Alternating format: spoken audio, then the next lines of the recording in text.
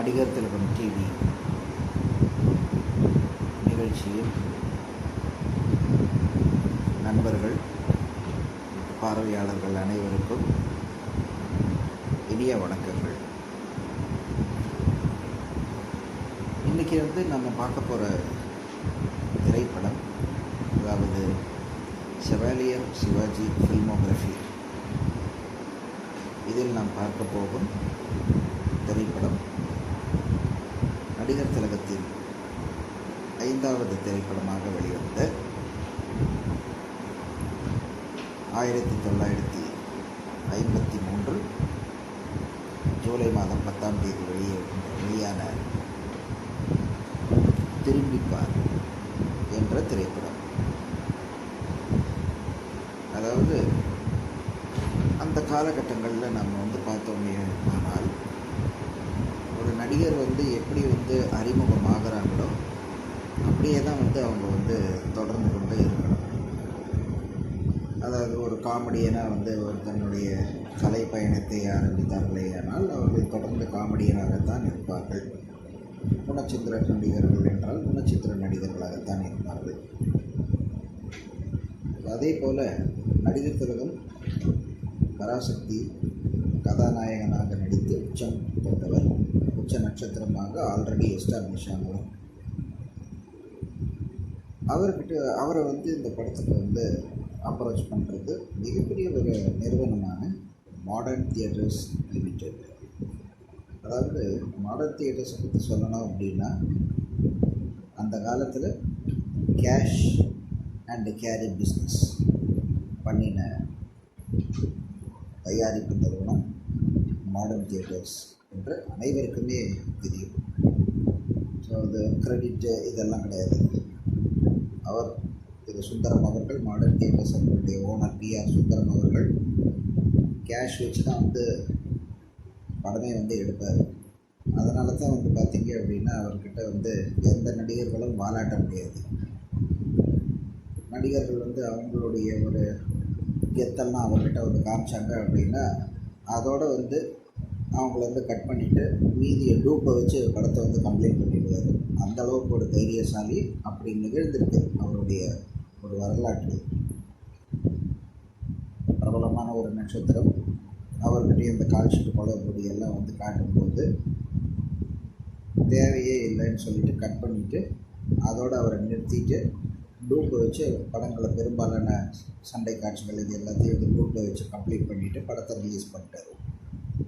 So இது எதுக்கு சொல்ல வரேன் அப்படின்னா, டிஆர் சுந்தரம் அவர்கள் நடிகர் திலகத்தையும் கருணாநிதி அவர்களையும் இணைத்து ஒரு படம் செய்யணும் அப்படின்ன போது அதுக்கு கருணாநிதி அவர்களும் இசைந்து அப்படி உருவான திரைப்படம் தான் திரும்பிப்பார். திரும்பிப்பார் என்பது திரைப்படம் 3வது படம். நடிகர் திலகமும் கலைஞர் அவர்களும் இணையும் 3வது படம். இப்போ இந்த படத்துடைய கதை என்ன மாதிரி அப்படின்னா, நம்ம எல்லோரும் இந்த அகல்யா சாப விமோச்சனம் அந்த கதையை பழைய காலங்களில் நம்ம பாட்டிகள் தாத்தாமார்கள் நமக்கு சொல்லியிருப்பாங்க. அதாவது அகல்யா அவர்கள் மிகவும் இதான ஒரு பதிவிரதை. அவர்களுடைய கணவர் ஒரு கண்ணில்லாத ஒரு முனிவர். ஸோ இந்திரன் அவர்களை கவர்ந்து செல்ல எத்தனிக்கும் போது அதில் வரும் சவால்களும் பிரச்சனைகளும் தான் அகல்யாவுடைய கதை. அந்த கதையை கலைஞர் என்ன பண்ணிட்டாரு அப்படின்னா மாடர்ன் டைம்ஸ் ஏற்ற மாதிரி அதை மாற்றம் பண்ணி திரும்பிப்பார் என்ற திரைப்படத்திற்கு கொண்டு வந்திருக்கார். அதில் இந்திரன் செய்த வேடத்தை, அதாவது அகல்யா வரலாற்றில் அகல்யாவின் கதையில் இந்திரன் என்ன ஒரு ரோல் இருந்ததோ அந்த ரோலை இதில் பண்ணினவர் நம்முடைய நடிகர் திலகம் சிவாஜி கணேசன் அவர்கள். அதாவது எதிர்மறை நாயகன் வேடம் முதலாக ஒரு கதாநாயகன் சூப்பர் ஸ்டார் ஆன பிறகு ஒரு முழு நீள ஒரு வில்லனாக ஆக்ட் பண்ணுறாரு அப்படின்னா அதுக்கு கொஞ்சம் ஒரு கான்ஃபிடென்ஸ் வேணும். காரணம் என்ன அப்படின்னா, ஒரு வில்லனாக உள்ள இது பண்ணியாச்சுன்னா அதுக்கப்புறம் தொடர்ந்து அந்த ஒரு வில்லனுடைய வேடங்கள் தான் பெரும்பாலும் எல்லாருமே அப்ரோச் பண்ணுவாங்க. ஆனால் நடிகர் திலகத்தை பொறுத்தவரை அவருக்கு திறமை, அப்படிங்கிற ஒரு விஷயத்தை வச்சு அவர் போனதுனால அதை எல்லாமே அவர் வந்து பிரேக் பண்ணியிருக்காருன்னு வச்சுக்கோங்களேன். ஸோ திரும்பிப்பார் மாடர்ன் தியேட்டர்ஸ் அவர்களின் திரைப்படம் முதலாக நடிகர் திலகம் மாடர்ன் தியேட்டர்ஸுடன் இணையும் முதல் படம். கருணாநிதி அவர்கள் எழுதிய 3வது திரைப்படம். நடிகர் திலகத்தின் அக்காவாக பண்டரிபாய். இதற்கு இசை யாருன்னு பார்த்தீங்கன்னா திரு ராமநாதன் அவர்கள், ஜி ராமநாதன் அவர்கள், மிகப்பெரிய ஒரு இசையமைப்பாளர். இந்த படம் வந்து பார்த்தீங்க அப்படின்னா வந்து ஒரு மாடர்ன் அவுட்லுக் வந்து இந்த படத்தில் வந்து அப்படியே இழையோடு இருக்கும். நடிகர் திலகம் வந்து இந்த படத்தில் வந்து ஒவ்வொரு சீன்லேயும் ஒவ்வொரு புது புது காஸ்டியூமில் வந்து வருவார். மாடர்ன் காஸ்டியூமில் பைப்பெல்லாம் பிடிச்சிக்கிட்டு எக்ஸலண்ட்டாக இருக்கும். அவருடைய ஒரு அப்பியரன்ஸ்லேருந்து அவரோட அந்த ஒரு பாடி லாங்குவேஜ்லேருந்து அவரோட பர்ஃபார்மன்ஸ்லேருந்து எல்லாமே பயங்கர ஒரு ஹாலிவுட் ஸ்டைலில் வந்து அப்படி ஒரு வெளுத்து வாங்கியிருப்பார் ஒரு நெகட்டிவ் ரோலில். அதாவது இத்தனைக்கும் வந்து இது வந்து ஒரு 5வது படம் தான் நடிகர் திலகத்தினுடையது. அதில் வந்து நீங்கள் பர்ஃபார்மன்ஸ் வந்து அவருடைய பர்ஃபார்மன்ஸை பார்த்தீர்களே ஆனால் மிகவும் அசந்து போய் விடுவீர்கள். அப்படி ஒரு நடிப்பும் அவருடைய அந்த ஒரு பாடி லாங்குவேஜ், அவரோட அந்த ஒரு ப்ரெசன்டேஷனு, அந்த ஜெஸ்சர், மேனரிசம், இது எல்லாமே வந்து அவ்வளோ ஒரு எக்ஸலண்ட்டாக அப்போவே வந்து மிக பிரபலமாக பேசப்பட்டது. இவர் அதில் பராசக்தியில் அப்படி பண்ணினாருன்னு பார்த்தா இதில் வந்து இப்படி ஒரு டிரான்ஸ்ஃபர்மேஷன், டோட்டலாக ஒரு 360 டிகிரி வந்து ஒரு டிரான்ஸ்ஃபர்மேஷன் வந்து நடிகர் திலகம் வந்து கொண்டு வரார். அந்த எண்ட்லேருந்து இந்த எண்டு வரைக்கும் அவ்வளோ சர்வசாதாரணமாக. அண்ட் இந்த படம் வந்தபோது அதாவது திராவிட முன்னேற்ற கழகம் வந்து மேலே வந்து வந்துட்டுருக்கிற அந்த காலகட்டங்களில் திராவிட கொள்கைகள் இது எல்லாம் வந்து லைட் அப்படின்னு கொண்டு வரும்போது இது வந்து அரசியல் ரீதியாக வந்து பார்த்தீங்க அப்படின்னா வந்து அரசியல் ரீதியாக இது வந்து வேறு அவர்களுடைய கவனத்திற்கு வருகிறது. மத்திய திராவிட முன்னேற்ற கழகத்தினுடைய ஆக்டிவிட்டீஸு இது எல்லாமே அதை வந்து அவர் வந்து நான்சென்ஸ் அப்படின்னு சொல்லிட்டு ஒரு முறை வந்து பத்திரிகையாளர்களுக்கு கேள்வி இதில் வந்து சொல்லிடுறாரு நேரு அவர்கள். இந்த டிஎம்கேயோட இதை பற்றி கேள்வி வரும்போது நான்சென்ஸ் அப்படின்னு சொல்லிடுறாரு. ஸோ கலைஞர் அவர்கள் என்ன பண்ணியிருக்காரு அப்படின்னா இந்த படம் ஃபுல்லாக வந்து நடிகர் திலகம் வரும் காட்சிகளில் முக்கால்வாசி காட்சிகளில் அது அவரோட அந்த ஒரு காஸ்டியூம், நேரு அவர்களுடைய அந்த ஒரு காஸ்டியூம் போட்டுக்கிட்டு பிளாக் கலர் கிளாஸ் எல்லாம் போட்டுக்கிட்டு நடிகர் திலகம் அவர்கள் நான்சென்ஸ் அப்படின்னு வந்து சொல்லிட்டு இருக்காரு இந்த படத்தில். ஸோ அது வந்து அவங்கள வந்து ஒரு இரிட்டேட் பண்ணுற மாதிரியான சர்க்காஸ்டிக்காக வந்து இருக்கும். நான்சென்ஸ் அப்படின்னு வந்து நடிகர் திலகம் சொல்கிறது. அண்ட் நடிகர் திலகம் வந்து அவருடைய இங்கிலீஷ் பேசுகிறது இது எல்லாமே வந்து அவ்வளோ ஒரு பியூட்டிஃபுல்லாக இருக்குது இந்த படத்தில். நான்சென்ஸுங்கிற இந்த ஒரு வார்த்தையை வந்து அவ்வளோ ஒரு ஸ்டைலாக வந்து சொல்லுவார். இந்த படத்தில் மிகவும் பாராட்டப்பட வேண்டிய விஷயம் என்ன அப்படின்னா அந்த ரோலை வந்து ஒரு பெரிய ஒரு கன்விக்ஷனோட வந்து பண்ணியிருப்பார் நடிகர் திலகம். இந்த திரைப்படம் வந்து ஜூலை மாதம் 10ஆம் தேதி 1953 ரிலீஸ் ஆகுது. சென்னையில் பேரகன், பிரபாத், சரஸ்வதி, நூர்ஜஹான் போன்ற 4 திரையரங்குகளில் வந்து படம் வந்து ரிலீஸ் ஆகுது. அண்டு அக்ராஸ் தமிழ்நாடு, கேரளா இது எல்லாமே வந்து 35 திரைப்படங்கள் வந்து திரையரங்குகளில் இந்த திரைப்படம் வந்து ரிலீஸ் ஆகுது.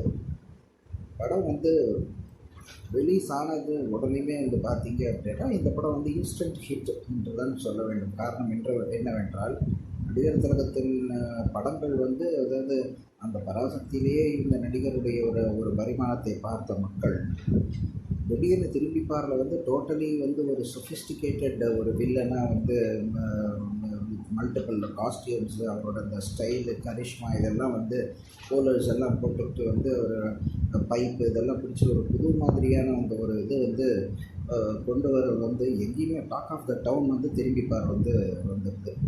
ரிலீஸ் செய்த அனைத்து அரங்குகளிலும் 50 நாட்களை கடந்து 70 நாட்கள் வரை, அதாவது 10 வாரம் வரைக்கும் வந்து அனைத்து திரையரங்குகளையும் ஓடிய திரைப்படம்.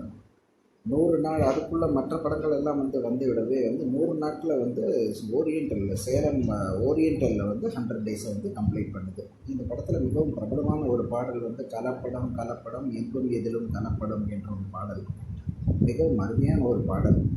நல்ல மனதிற்கு இனிய பாடல்கள்.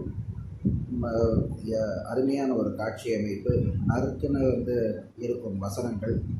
அதே மாதிரி வந்து இந்த படத்தில் வந்து அரசியல் சார்ந்த வசனங்களும் வந்து ரொம்ப சர்க்காஸ்டிக்கான ஒரு வசனங்கள், ஜெனரிக் டயலாக்ஸ் எல்லாம் வந்து அவ்வளோ பிரமாதமாக கருணாநிதி அவர்கள் எழுதியிருப்பார்.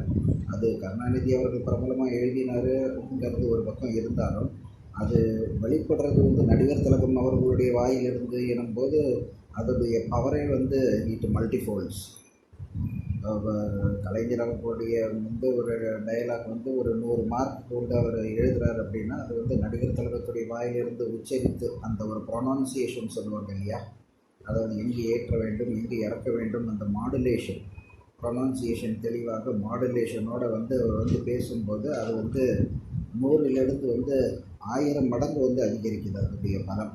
ஸோ அந்த படத்திற்கே வந்து நடிகர் திலகத்துடைய ஒரு பர்ஃபார்மன்ஸ் வந்து அப்படி ஒரு அமைகிறது. காரணம் இன்னொன்று என்னென்றால், அவ்வளோ சீக்கிரம்லாம் வந்து எந்த நடிகர்களும் வந்து அப்படியெல்லாம் இல்லைன்னா, அதுவும் இந்த மாதிரியான ஒரு பெண்களை வந்து இது பண்ணுற மாதிரியான ஒரு கதாபாத்திரங்களை வந்து யாருமே நடிக்கிறதுக்கு வந்து ரொம்ப யோசிப்பாங்க. ஸோ பெண்கள் பின்னாடி வந்து ஃப்ளர்ட் பண்ணுற மாதிரியெல்லாம் நடிப்பாங்க. பட் இது எப்படின்னா வந்து அவங்க குடும்பத்தையே சீரழிக்கிற மாதிரி எல்லாம் வந்து எல்லாம் வந்து நடிக்கிறதுக்கு வந்து, அதுவும் நான் கெரியர் வந்த புதுசில் அது மாதிரி எல்லாம் நடிக்கிறதுக்கு வர்றவங்க வந்து ரொம்பவே யோசிப்பாங்க. ஆனால் நம்முடைய நடிகர் திலகம் அவர்களுக்கு வந்து அவர் நடிக்கும் கதாபாத்திரங்கள் மட்டுமே பிரதானம். அதில் வந்து அவருடைய அந்த கதைக்கு அந்த முக்கியத்துவமுள்ள அந்த ஒரு கதாபாத்திரம் என்றால், அவர் வந்து நிச்சயமாக வந்து அவர் எந்த ஒரு ரோலும் வந்து அவர் வந்து செய்யக்கூடிய ஒரு சக்தியையும் வல்லமையும் பெற்றுவிடுவார். இன்னொன்று என்ன அப்படின்னா, அவர் வில்லனாக நடித்தார் அப்படின்னா, இந்த படம் வந்து பெரிய ஒரு ஹிட் ஆச்சு அப்படின்னா, இதுக்கு அடுத்தது வந்து அவர் வந்து கதாநாயகனாக நடித்து வரும் படங்கள் இதோட 4 மடங்கு இப்போ ஹிட் ஆகிற மாதிரி வந்து அவர் ஒரு பர்ஃபார்மன்ஸை வந்து கொடுப்பார். இதுதான் நடிகர் திலகத்துடைய ஒரு பலம் என்பது. ஸோ இந்த படமும் அதே மாதிரி வந்து இதுக்கு விதிவிலக்கல்ல, மிகப்பெரிய ஒரு ஹிட். திரும்பிப்பார் அனைவரையும் நடிகர் திலகத்தை மறுபடியும் ஒரு முறை திரும்பி பார்க்க வைத்தது அவருடைய பர்ஃபார்மன்ஸ். இந்த படத்திற்கு வந்து எல்லா வகையிலையும் வந்து ஒரு ப்ளஸ் பாயிண்ட்டு இந்த நடிகர் திலகத்துடைய இதாக இருக்கட்டும், இல்லை கலைஞர் அவர்களுடைய வசனங்களாக இருக்கட்டும். இதை வந்து இந்த படத்துக்கு தான் வந்து கருணாநிதி அவர்கள் வந்து கதை, வசனம், அதுக்கப்புறமா வந்து ஸ்க்ரீன் ப்ளே அப்படியும் கருணாநிதி அவர்கள் தான் வந்து எழுதியிருப்பாங்க. சினிமாட்டோகிராஃபி வந்து WR சுப்பாராவ் அவர்கள் வந்து மிகச்சிறந்த ஒரு கேமராமேன். நம்முடைய மாருதி ராவ் அவர்களைப் போல சுப்பாராவ் அவர்களும் மிகச்சிறந்த ஒரு கேமராமேன். அண்டு இந்த படத்தில் வந்து சண்டை காட்சிகள் அப்படியெல்லாம் வந்து எதுவுமே வந்து கிடையாது. ஏன்னா நடிகர் திலகத்துடையது ரொம்ப ரேராக தான் இருக்கும் சண்டை காட்சிகள் எல்லாம். இந்த படத்தில் கிடையவே கிடையாது. அண்ட் இதை வந்து டிஆர் சுந்தரம் அவர்கள் வந்து நல்ல ஒரு ஸ்டைலாக வந்து டைரக்ட் பண்ணிருப்பார். ஒரு ஹாலிவுட் ஃபிலிம் பார்க்குற மாதிரியே வந்து இருக்கும் நமக்கு. அண்டு ரொம்ப எக்ஸலண்ட்டாக வந்து டைரக்ட் பண்ணியிருப்பார் திரு டிஆர் சுந்தரம் அவர்கள். தயாரிப்பும் அவரே. ஆக இந்த திரைப்படம் திரும்பிப்பார் என்ற திரைப்படம் நடிகர் திலகத்தின் திரைப்படத்தில் மற்றும் ஒரு மைல்கல். தயாரிப்பாளர்கள் பலரையும் திரும்பி பார்க்க வைத்த திரைப்படம் திரும்பிப்பார். படத்துடைய செய்திகள் இத்துடன், தகவல்கள் இத்துடன் நிறைவு பெறுகின்றன. உங்களுடைய எண்ணங்களையும் கருத்துக்களையும் யூடியூப்லேயே தயவுசெய்து பதிவு செய்யவும். உங்களுடைய ஊக்கமும் உங்களுடைய ஒத்துழைப்பும் தான் என்னை மென்மேலும் பல நல்ல நிகழ்ச்சிகளை உங்களுக்கு கொடுக்க உந்துதலாக இருக்கும் என்று கூறி விடைபெறுகிறேன். வளர்க நடிகர் திலகத்தின் புகழ். மீண்டும் சந்திப்போம். திரைப்பட வரலாற்றில் முதலாக ஒரு படத்திற்கு, தமிழ் படத்திற்கு ட்ரெய்லர் என்று வெளியிட்டது நடிகர் திலகத்துடைய திரும்பிப்பார் திரைப்படத்திற்கு தான்.